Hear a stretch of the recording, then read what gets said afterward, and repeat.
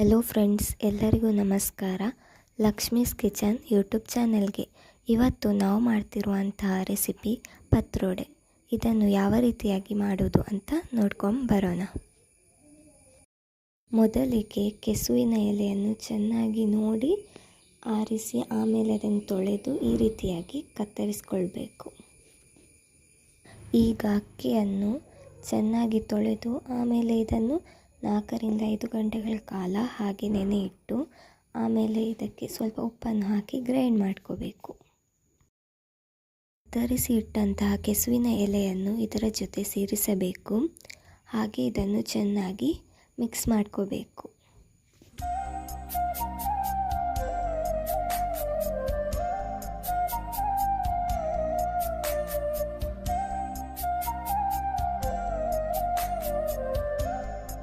ನೋಡಿ, ಈಗ ಇದು ಚೆನ್ನಾಗಿ ಮಿಶ್ರಣಗೊಂಡಿದೆ.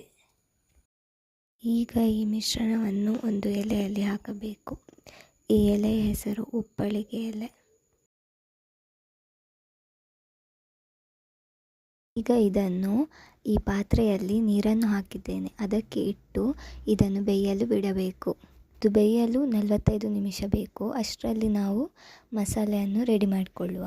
ಮೊದಲಿಗೆ ತೆಂಗಿನ ತುರಿ, ಕೊತ್ತಂಬರಿ, ಜೀರಿಗೆ, ಹುಣಸೆಹುಳಿ, ನೀರುಳ್ಳಿ,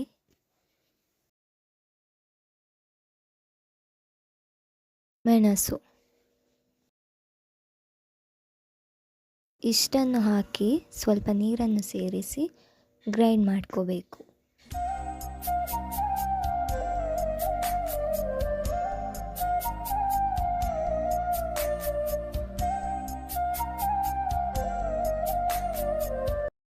ಈಗ ಇದು ಬೆಂದಿದೆ.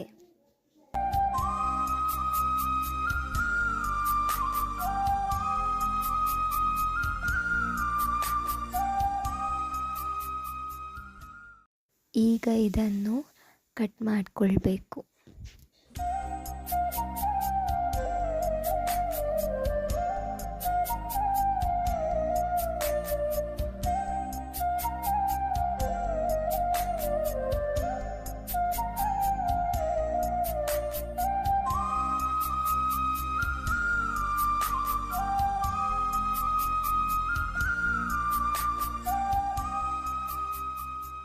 ಪಾತ್ರೆಗೆ ಎಣ್ಣೆ, ಸಾಸಿವೆ, ಕರಿಬೇವು, ಬೆಳ್ಳುಳ್ಳಿ ಹಾಗೂ ಗ್ರೈಂಡ್ ಮಾಡಿಟ್ಟಂತಹ ಮಿಶ್ರಣವನ್ನು ಹಾಕಿ ಚೆನ್ನಾಗಿ ಮಿಕ್ಸ್ ಮಾಡಿಕೊಳ್ಳಬೇಕು.